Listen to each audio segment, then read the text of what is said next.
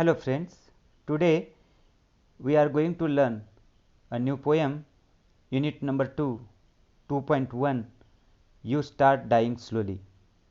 This poem is composed by the famous Chilean poet Pablo Neruda. This is a didactic poem in the very positive sense of the term. Here didactic means उपहासात्मक. ही एक उपहासात्मक कविता आहे. The theme of the poem is to inspire and motivate the readers. The poet doesn't want anybody to lose hope of happy future. He expects that we should follow his advice to make our future happy. कोणीही सुखी आनंदी भविष्याची आशा गमवू नये अशी कवीची इच्छा आहे. आपले भविष्य सुखी करण्यासाठी आपण कवीचा उपदेश पाळावा अशी तो अपेक्षा करतो. Now first listen the poem. If you do not travel, if you do not read, if you do not listen to the sounds of life, if you do not appreciate yourself, you start dying slowly. When you kill your self-esteem, when you do not let others help you, you start dying slowly. If you become a slave of your habits, walking every day on the same paths, if you do not change your routine, if you do not wear different colors, or you do not speak to those you don't know, you start dying slowly. If you avoid to feel passion and their turbulent emotions, those which make your eyes glisten and your heart beat fast, you start dying slowly. If you do not change your life when you are not satisfied with your job or with your love, if you do not risk what is safe for the uncertain, if you do not go after a dream, if you do not allow yourself at least once in your lifetime to run away from sensible advice. Now see the first stanza. If you do not travel, if you do not read, if you do not listen to the sounds of life. आपण जर प्रवास केला नाही, आजूबाजूचं जग पाहिलं नाही, चांगले वाचन केले नाही किंवा सभोवतालचे आवाज ऐकण्याचा समजून घेण्याचा प्रयत्न केला नाही, तर आपण खऱ्या अर्थानं जीवन जगलोच नाही असं म्हणावे लागेल. So traveling and reading is important thing in our life. Otherwise, you start dying slowly. If you do not appreciate yourself, you start dying slowly. Here there are two difficult words. First, appreciate. Appreciate means एखाद्याची योग्यता ओळखणे. And second word, dying slowly means आनंदी भविष्याची आशा गमावणे. If you do not appreciate yourself, you start dying slowly. आपण स्वतःला ओळखले नाही, स्वतःमधील गुणांची कदर केली नाही, तर आपली ओळख हरवून जाईल. म्हणून स्वतःमधील गुणांची पारख करा. नाहीतर you start dying slowly आणि आपण हळूहळू संपून जाऊ, नष्ट होत जाऊ. When you kill your self-esteem, when you do not let others help you, you start dying slowly. Here one difficult word, self-esteem. Self-esteem means आत्मसन्मान, आत्मगौरव. आपणच जर आपला आत्मसन्मान जपला नाही, स्वतःला कमी लेखत राहिलो, इतरांना पुढे केलेला मैत्रीचा मत्तीचा हात अवेरत राहिलो, तर आपण हळूहळू संपत जाऊ, नष्ट होत जाऊ. If you become a slave of your habits, walking every day on the same paths, if you do not change your routine. Here some difficult words, slave, Ghulam, habits, सवयी.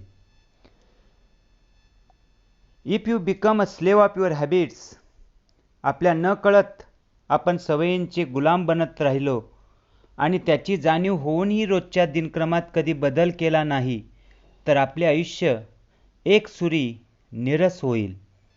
If you do not wear different colours or you do not speak to those you don't know, you start dying slowly. कधी वेगवेगळे रंग परिधान केले नाहीत, नवे रूप धारण केले नाही, ठराविक आवडीनिवडीच्या बंदिस्ती चौकटीतून स्वतःला मुक्त केलं नाही किंवा अनोळखी लोकांशी कधी संवाद साधला नाही, तर आपण हळूहळू संपून जाऊ, नष्ट होत जाऊ. If we avoid to feel passion and their turbulent emotion, here one difficult word, turbulent. Turbulent means unsteady, अस्थिर.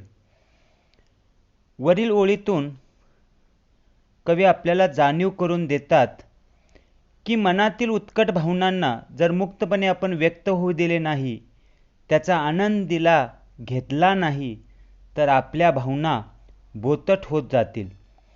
Those which make your eyes glisten and your heart beat fast, you start dying slowly.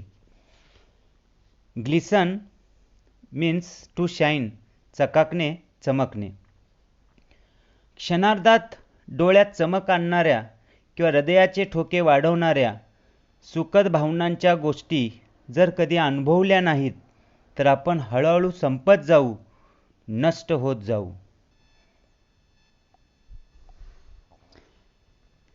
If you do not change your life when you are not satisfied with your job or with your love, जर आपण आयुष्य तसेच निरीच्छपणे रेटत राहिलो, जर आपण आपलं आयुष्य तसंच जगत राहिलो, आयुष्य सुकर व्हावं यासाठी काही प्रयत्न केले नाहीत, तर आपण खऱ्या अर्थानं जीवन जगलोच नाही असं म्हणावं लागेल. If you don't go after a dream, if you do not allow yourself at least once in your lifetime to run away from sensible advice. सुरक्षित आयुष्य जगताना कधी धोका पत्करायची हिंमत दाखवली नाही, स्वतःला अनिश्चित गोष्टींचे आव्हान दिले नाही किंवा कधी एखाद्या स्वप्नांचा पाठपुरावा केला नाही, तरी आपण अनेक उत्तम गोष्टी करण्यापासून स्वतःला वंचित ठेवू, असं कवीला या स्टांजामधून सांगायचं आहे. कोणीही सुखी आनंदी भविष्याची आशा गमवू नये अशी कवीची इच्छा आहे. आपले भविष्य सुखी करण्यासाठी आपण कवीचा उपदेश पाळावा अशी तो अपेक्षा करतो आहे. हॅलो फ्रेंड्स, चला आपण आता या कवितेची ॲप्रिशिएशन पाहूया. Appreciation of the poem. First, rhyme scheme. There is no rhyme scheme in the poem. It is written in a free verse style. Figure of speech. Repetition. Anaphora. It is a kind of repetition. The poet repeats the same beginning. If you do not, in the most of the lines to emphasize his thoughts, the repetition creates a sonic effect. Special features. It is a didactic poem which advises us how to make our future happy. The implied meaning of the repeated phrase dying slowly is losing hope of a happy future. The poet has used very simple language. And last, why I like the poem? मला ही कविता का आवडते? Because it gives the very of a happy future in our hand. After reading this poem, I feel confident that I will never lose hope of a happy future. मला ही कविता आवडते कारण ती आपल्या हातात सुखी भविष्याची गुरुकिल्ली देते. ही कविता वाचल्यावर मला आत्मविश्वास वाटतो की मी सुखी भविष्याची आशा कधीही गमावणार नाही. Thank you.